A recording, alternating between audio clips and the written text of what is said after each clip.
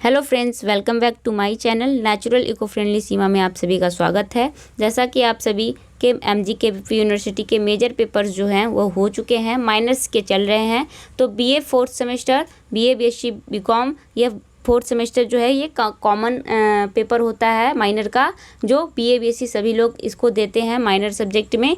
ठीक, तो ये फोर्थ सेमेस्टर का है। 17 अगस्त 2024 को आप सभी का क्या है, माइनर फोर्थ सेमेस्टर हिंदी का पेपर है। तो इस पेपर का नाम है संवैधानिक स्वरूप एवं भाषा विमर्श के नए क्षेत्र। तो 1.5 घंटे का पूरा टाइमिंग रहेगी आपकी और 75 क्वेश्चंस होंगे। ठीक, तो देखते हैं ये प्रीवियस ईयर क्वेश्चन पेपर कैसा बना है। इसी पैटर्न पर इसी के क्वेश्चंस लगभग 100% में से 90-80% ऐसे ही क्वेश्चन बनकर आप सभी के एग्जाम से आएंगे। तो जो भी मेरे चैनल पर नए हो वो मेरे चैनल को प्लीज़ सब्सक्राइब कर एंड शेयर करिए। ठीक, ताकि आप सभी के फ्रेंड्स को भी पता चल सके कि क्वेश्चन पेपर कैसा बना है। तो चलिए देखते हैं। पहला प्रश्न दे दिया है। तो पहला प्रश्न क्या है, एक राज्य और दूसरे राज्य के बीच अथवा राज्य और संघ के बीच संचार के लिए राजभाषा का प्रावधान संविधान के किस अनुच्छेद में किया गया है? तो किस में किया गया है? तो 346 में किया गया है। ठीक, तो इसको पहले प्रश्न को देखते हुए हम दूसरे पर ना डायरेक्ट आकर हम चौथे को देखते जाते हैं, क्योंकि साथ में दोनों दिया है। तो दोनों साइड, लेफ्ट और राइट दोनों साइड के हम क्वेश्चंस देखते चले जा रहे हैं। ऐसे फटाफट हमारा हो भी जाएगा, ज़्यादा स्क्रॉल नहीं करना पड़ेगा। तो चौथा प्रश्न दिया है, विज्ञापन शब्द का निर्माण किन 2 शब्दों से मिलकर हुआ है? तो किन 2 शब्दों से मिला है? विधन ज्ञापन मिलकर इससे विज्ञापन शब्द बना है। नेक्स्ट क्वेश्चन देखते हैं। नेक्स्ट क्वेश्चन है दूसरा दिया है, राष्ट्रपति द्वारा पहला आदेश हिंदी में कब जारी किया गया? तो कब किया गया था? तो 1952 में किया गया था। पांचवा प्रश्न है, ऐसे विज्ञापन जो एक व्यवसाय से अन्य व्यवसाय के लिए निर्देशित होते हैं उन्हें क्या कहते हैं? तो व्यापारिक विज्ञापन कहते हैं। ठीक, नेक्स्ट क्वेश्चन देखते हैं। तीसरा है, पर्दे या स्क्रीन के लिए लिखी गई कहानी कहलाती है? तो क्या कहलाती है? तो पटकथा लेखन कहलाती है। छठा है, सार्वजनिक सूचना किस शब्द से संबंधित है? सार्वजनिक सूचना विज्ञापन से संबंधित है। नेक्स्ट क्वेश्चन देखते हैं। सेवेंथ है, विज्ञापन के कुल कितने प्रकार होते हैं? तो विज्ञापन के कुल 7 प्रकार होते हैं।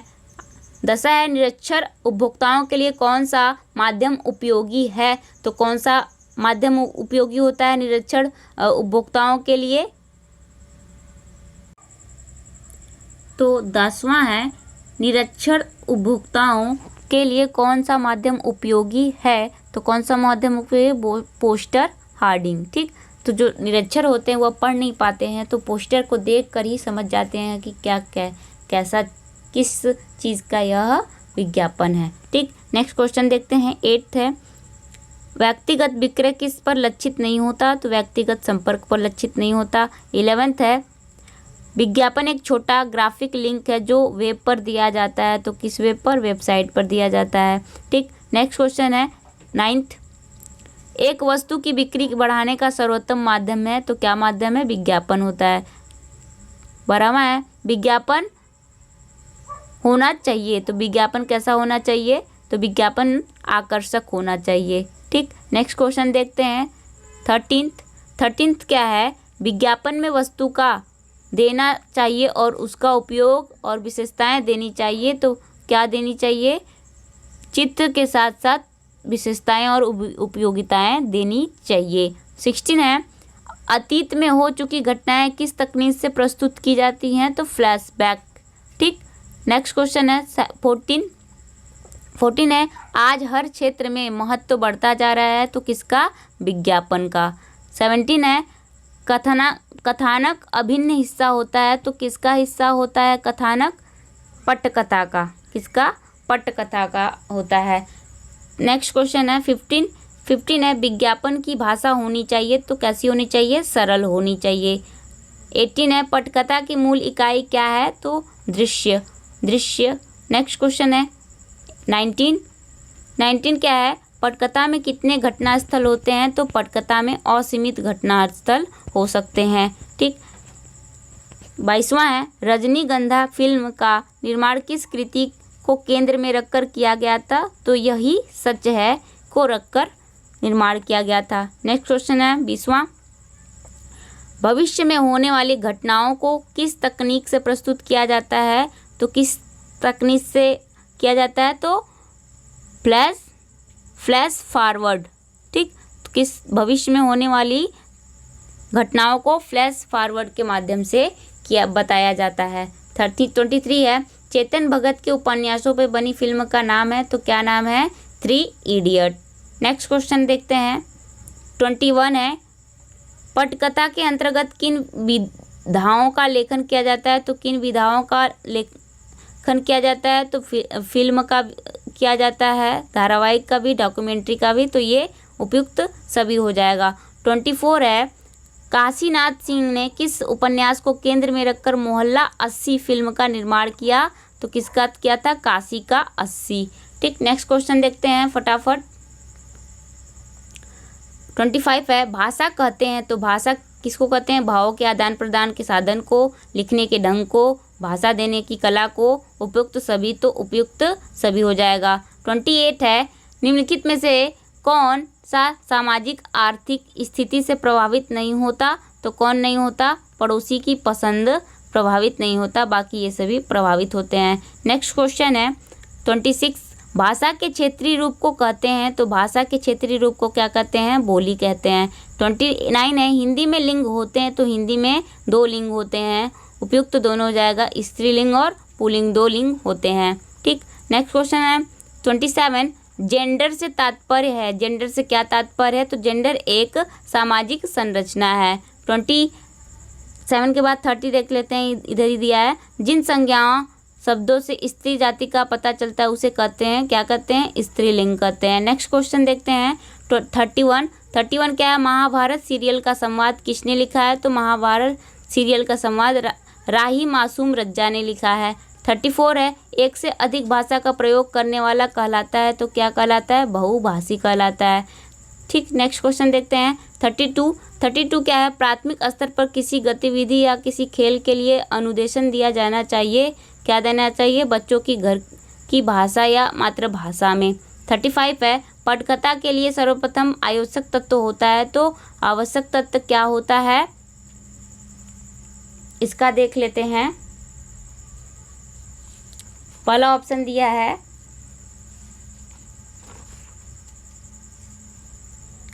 शीर्षक, दूसरा घटना, तीसरा कथा, कहानी या संवाद।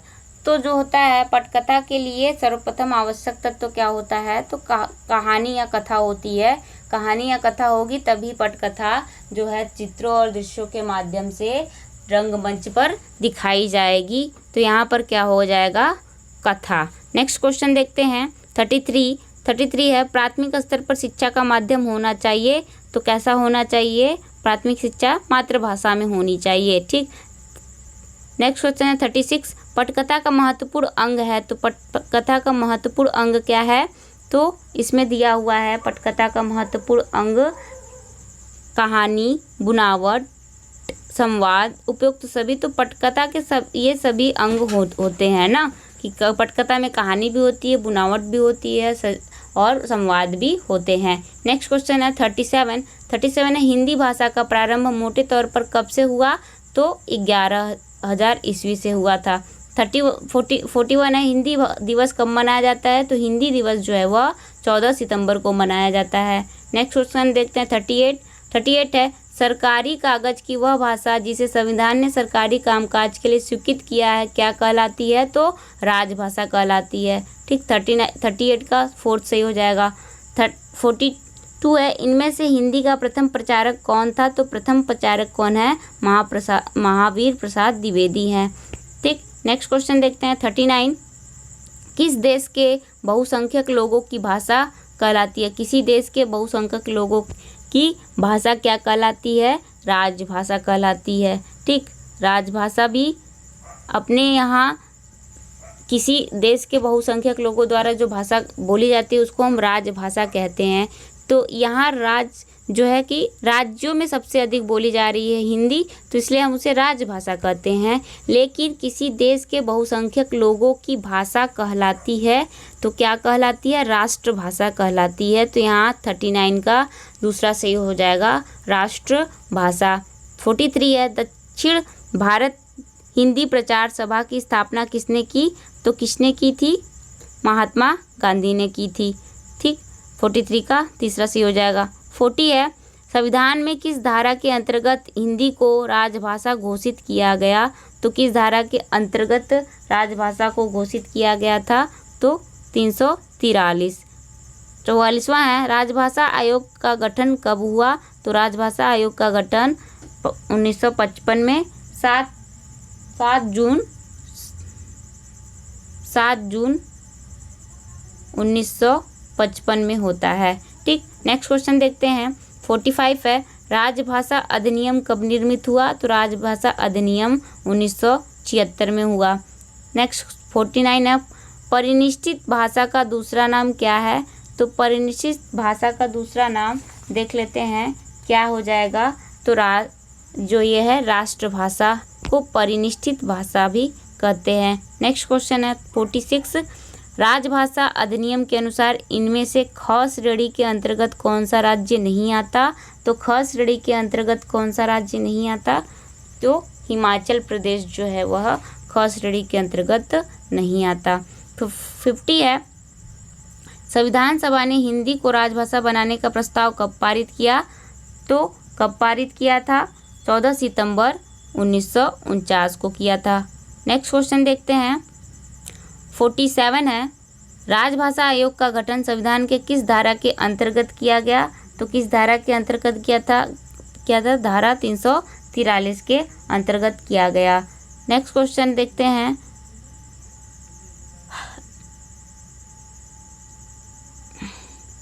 48 है, राजभाषा के प्रति सरकार के कर्तव्यों एवं दायित्वों का उल्लेख किस अनुच्छेद में है? तो किस अनुच्छेद में है? 343। 51 है, इनमें से कौन सा राज्य राजभाषा अधिनियम 1976 के ख श्रेणी के का राज्य है? तो कौन सा है? गुजरात है। नेक्स्ट क्वेश्चन देखते हैं। 52 क्या है? राजभाषा आयोग का गठन किसके द्वारा किया गया? तो राष्ट्रपति के द्वारा किया गया। 55 है, संविधान की 8वीं अनुसूची में अभी तक कुल कितनी भाषाओं को सम्मिलित किया गया? तो कितनी? 22 किया गया है। नेक्स्ट क्वेश्चन देखते हैं। 53 क्या है? संविधान के किस अध्याय में राजभाषा का उल्लेख किया गया है? तो अध्याय 17 में किया गया है। 56 है, राजभाषा की दृष्टि से भारत को कितने क्षेत्रों में बांटा गया है? तो 3 क्षेत्रों में बांटा गया है। नेक्स्ट क्वेश्चन देखते हैं। 54, संघ की राजभाषा हिंदी होगी और लिपि देवनागरी होगी, भारतीय अंकों का स्वरूप अपनाया जाएगा का उल्लेख किस अनुच्छेद में है? तो किस अनुच्छेद में है? 343 क में है, ए में है। ठीक, तो 343 एक में है। 57 है, राजभाषा अधिनियम कब लागू हुआ? तो राजभाषा अधिनियम 1963 में लागू हुआ।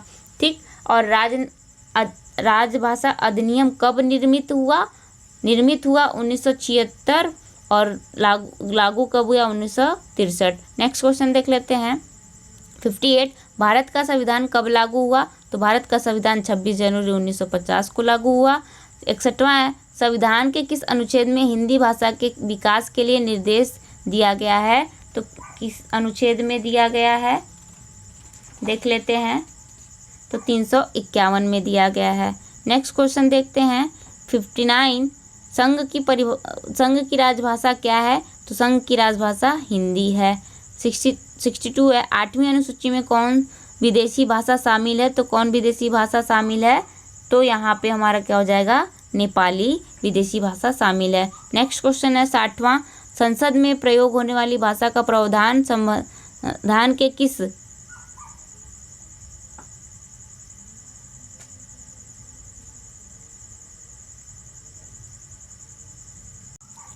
थोड़ी सी प्रॉब्लम हो गई थी। चलिए देखते हैं। 60 है, संसद में प्रयोग होने वाली भाषा का प्रावधान संविधान के किस अनुच्छेद में किया गया है? तो किस अनुच्छेद में किया गया है?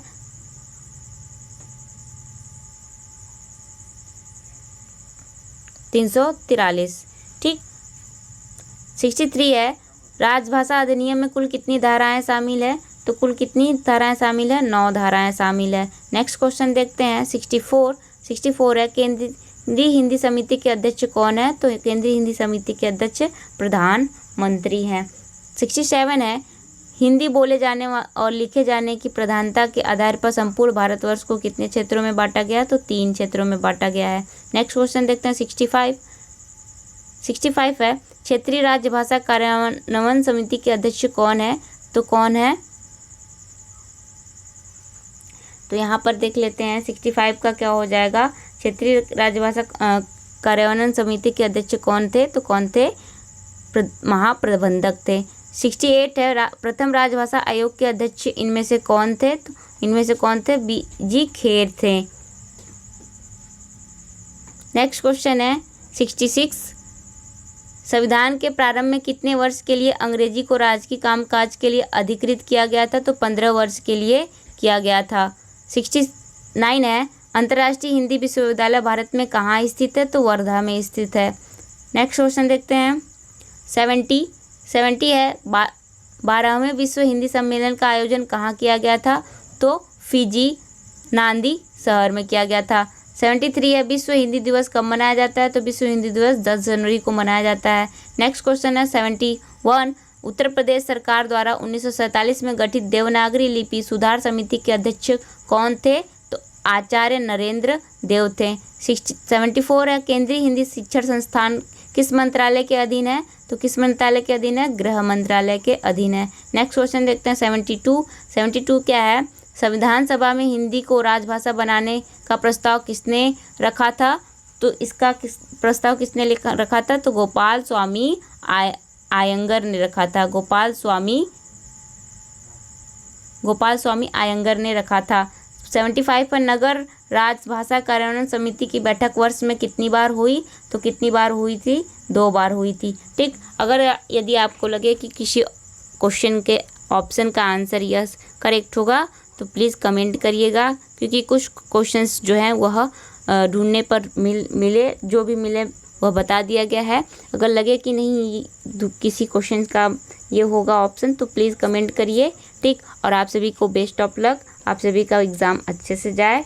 ठीक, वीडियो देखने के लिए आप सभी को धन्यवाद। लाइक, शेयर, कमेंट और सब्सक्राइब करिए। फिर मिलते हैं नेक्स्ट नए वीडियो में 3rd सेमेस्टर और 5th सेमेस्टर के 1st सेमेस्टर के क्वेश्चन पेपर लेकर फिर मिलेंगे। चलते हैं, धन्यवाद।